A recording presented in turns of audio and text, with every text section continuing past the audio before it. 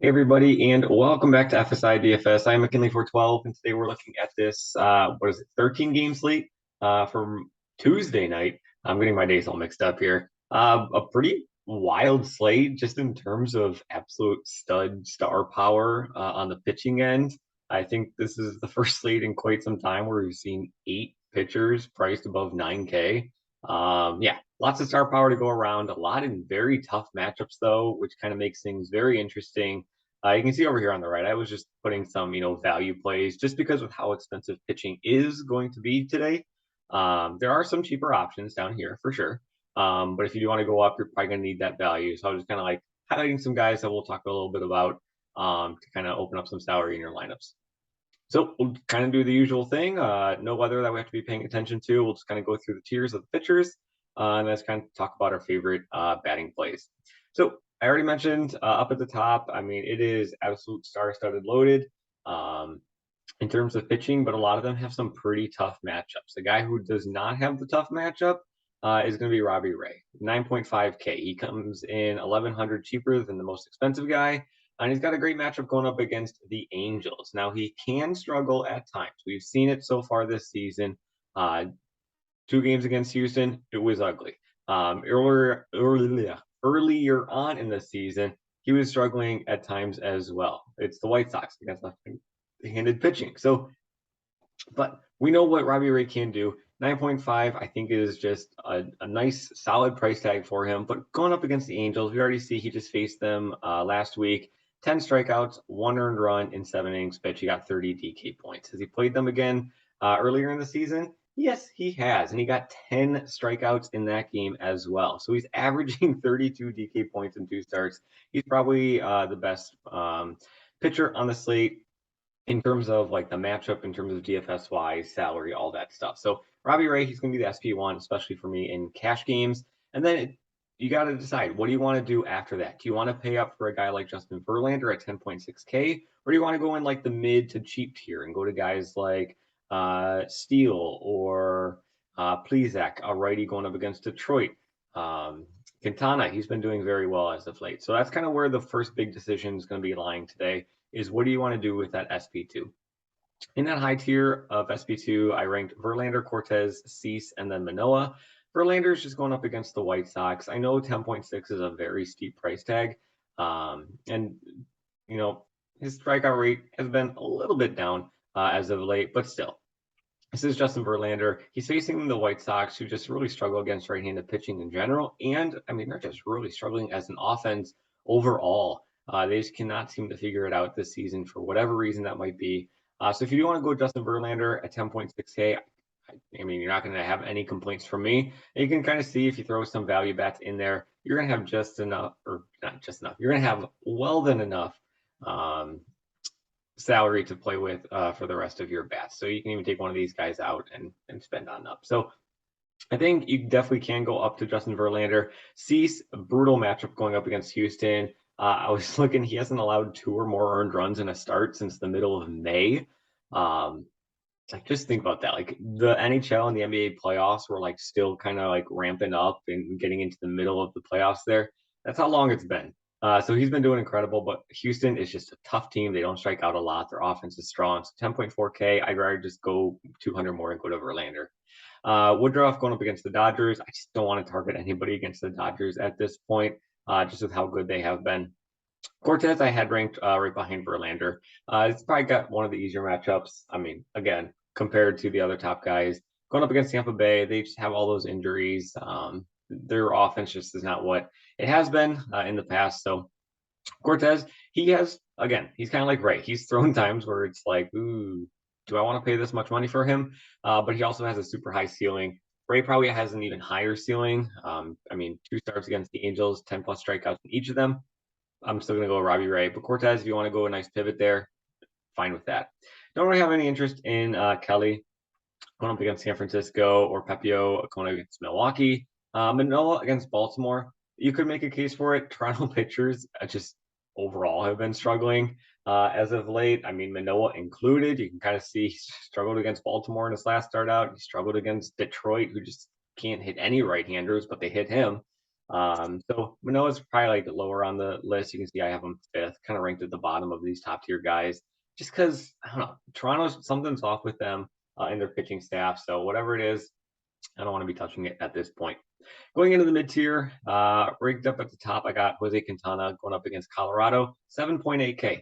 You cannot argue what this guy has done in his past 4 starts. Now, granted, he has faced some weaker offenses, Pittsburgh, the Cubs, and the Rockies, but it's exactly who he plays today. He's going up against Colorado.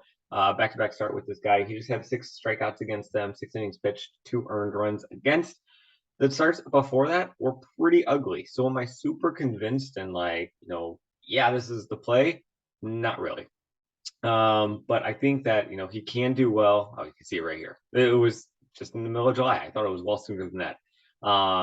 He can struggle at times, but again, his past 4 starts, you can't argue against it. He has been pitching very well. And at 7.8K, very, very cheap. Pavetta, I have ranked below him, and him and Gray, Pavetta and Gray, they're kind of right next to each other, in my opinion. Gray's got a nice matchup. He's got a higher upside and ceiling going up against Kansas City, and just with his high strikeout rate that he does have. However, his floor is pretty gross. You can see a lot of negatives, single-digit games that he's faced, but he does get Kansas City, which is a nice matchup for him. But Pavetta, he gets Pittsburgh, and Pittsburgh, they just can't seem to do anything offensively. They're kind of approaching the Detroit against righties category, and that it's ugly right now. So Pavetta going up against Pittsburgh, he's had some struggles of his own as of late. It's allowing a lot of home runs, but if you can just kind of limit the home runs in Pittsburgh, which I think he should be able to do, rack up 5-6 strikeouts. I think 8K is just a fine salary for him. Am I super excited about this mid range? No, not really. I'd rather just kind of like stick up towards the top because I think there is enough value in the bats that you can find in a 13-game slate where you can just kind of pay up for a pitcher. Horton and Walker running things out in that mid tier, just tough matchups for both of them. New York Mets, Atlanta going against each other, so that's very tough. In the cheap tier, two guys that I would be targeting that I really have a whole lot of interest, or not a whole lot, but like interest in, would be Zach Plesac. Again, it's a righty going up against Detroit. I don't need to say anything more than that. Speaks for itself. And then Justin Steele going up against Washington, 6.2K. He has seen his salary drop quite a bit here. He's facing Washington, like the earlier pitcher. Can't remember who exactly it was. He's facing them again. He just had a 6-inning pitch, 2 earned runs, 9 strikeout game. Am I expecting 9 strikeouts here? No. But if he can get you 6 strikeouts, 2-3 earned runs against and a win, 6.2K, that is a fantastic price for it. At 6.2K, you're only looking for around like 15 DK points. So I think he certainly can get it, especially with that weakened Washington lineup after the trade deadline. So Steele and Plesac, kind of the only 2 that I would be interested in. Springs, he's going up against the Yankees. He's got some nice strikeout stuff, and the Yankees have been struggling mightily on offense, which is kind of like the one reason that Springs is kind of here. Suarez, he's got some nice numbers as of late. Going up against Seattle, just don't really like to play pitchers against Seattle. They just don't strike out a whole lot, and they have some offense to them as well, so not super interested in that. And then everybody else is just kind of either a fade or I don't have any interest. Definitely fading Corbin, definitely fading Kramer and Freeland and Hill. Like those are the 4 like absolutely gonna fade. Arihara, honestly don't know too much about this guy, but I was just looking at his minor league numbers before he was called up, and wasn't anything exciting. Greinke kind of the same thing. He wasn't in the minors, but Greinke just nothing exciting. So I'm gonna be fading those guys. So let's go back to the builds here. You can kind of see if you throw in Robbie Ray and you throw in Justin Verlander, there's lots of value plays that you could be going to help build and round out your lineup. Pasquantino, there's a lot of first basemen that you could go cheap. If you don't want Pasquantino, who has been like on fire lately, Albert Pujols, you can go. I think he's still min price. I saw. Let's type it in here. Yeah, 2.2. So he's still super dirt cheap. I can go him as well. But either way, get some of these guys in your lineups. I absolutely love St. Louis, love the Cubs. You can see they're 2 of my favorite 4 stacks to go for today. So these are 3 guys that you would target. Joey Meneses, this guy's just a stud. He did fantastic in the minors out in Rochester, just down the road here. So knew about him kind of all season long. He's kind of continued on. He's been fantastic. But yeah, if you could go Chicago and St. Louis stacks with these top two pitchers, 4.4K remaining, absolutely love it. You can throw in some of those top guys. I know they have some very expensive bats between these two guys. Contreras is the most expensive catcher at 5.7K. But again, they're going up against Corbin, and Corbin has been big yikes. We'll just kind of leave it at that. But throwing in some Arenado, throwing in some other guys that you could go with in the outfield. St. Louis, they do have some cheaper bats that you could be going with. Let me find their team so I can just kind of filter this a little bit easier. There we go. Like Dylan Carlson at 4.2K. It's a little bit cheaper. I'm sure somebody else is going to show up that's a little bit cheap, but I mean, I'm just almost building a line here. But yeah, 3.3K remaining, even after just throwing in a nice Chicago St. Louis stack. Don't mind that at all with Verlander up at the top. But really the top stack on the day for me is going to be Toronto going up against Kramer. Is there some hesitancy in it? Absolutely. Toronto, I mentioned it in a previous video. I think it was on Sunday.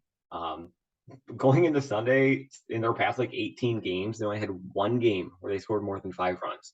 But now they got Kramer, the guy who had a great start to the season. I mean, he really struggled. He wasn't a good pitcher. Then he just had this phenomenal start. He even kind of brought it into the middle of the season a little bit, but the analytics have finally caught up to him, and it's been pretty ugly as of late. So I love the Toronto bats here. I mean, they're very reasonably priced.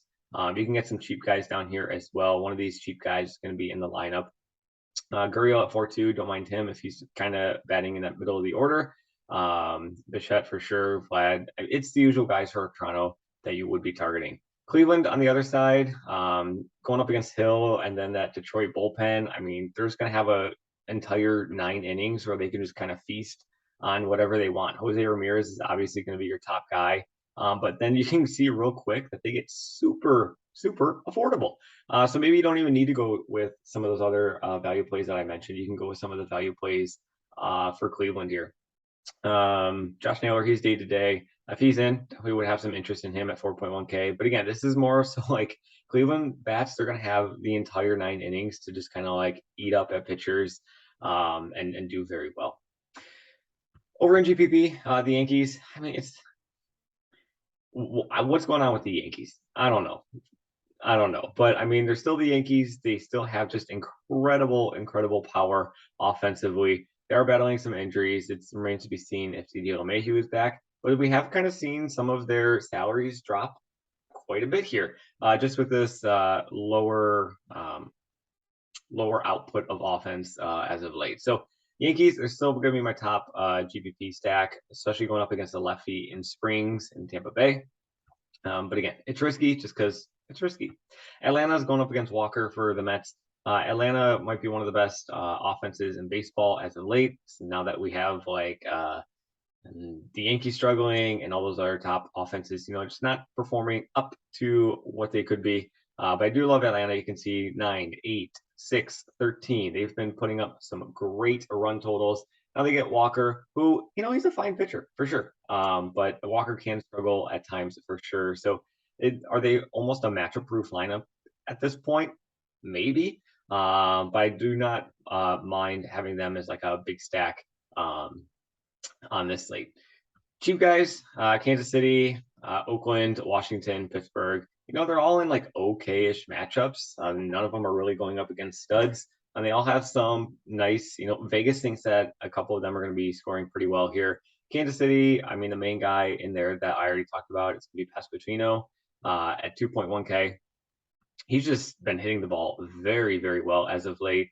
Let me pull up his logs here. There you go. He's been hitting the ball very well as of late. And his salary is like not moving at all, which has been fantastic. He's got 1, 2, 3, 4, 5 home runs in his past 7 games. To go along with some walks, he's not really striking out. Multi-hit games, he's just doing fantastic. And like I mentioned earlier, where'd he go? He disappeared. Oh, he's over here. Oh my gosh. He is facing up against Sonny Gray, who is a fine pitcher, but he can certainly struggle at times and kind of bottom out. So which Sonny Gray shows up? If it's the bad one, Pasquantino is an excellent value and one of the better values on the entire slate at 2.1K. Oakland, Washington, I already talked about. Joey Meneses. Oakland, I mean, half their lineup is near min price, it seems. So don't mind them there. Then the leverage stack is just kind of going up against any of these, stud ace pitchers. There's going to be a lot of great offenses going up against great pitchers. So maybe you can find some leverage in playing those more expensive stacks like Houston and the Dodgers. Like they're expensive stacks, and not many are going to be playing them, just given the matchups and the pitchers that they're going to be facing up against. So don't mind them there. But yeah, I don't think salary is going to be an issue on the slate, even with all of the super high priced pitchers, just because, I mean, I gave you a bunch of them, a bunch of guys from St. Louis, a bunch of guys from Chicago, Washington, Kansas City, etc. So the value's there. The aces are there. You can certainly pay up for pitcher. But if not, you can go down to Quintana, you can go down to Steele, and just kind of round things out from there. Plesac for sure at 7.2K, definitely Plesac. But yeah, so that kind of wraps things up. Hopefully this was helpful, just kind of driving you in the right direction. I don't want to give you guys full lineups or anything. So as always, good luck in your contest, and we will see you in the next video.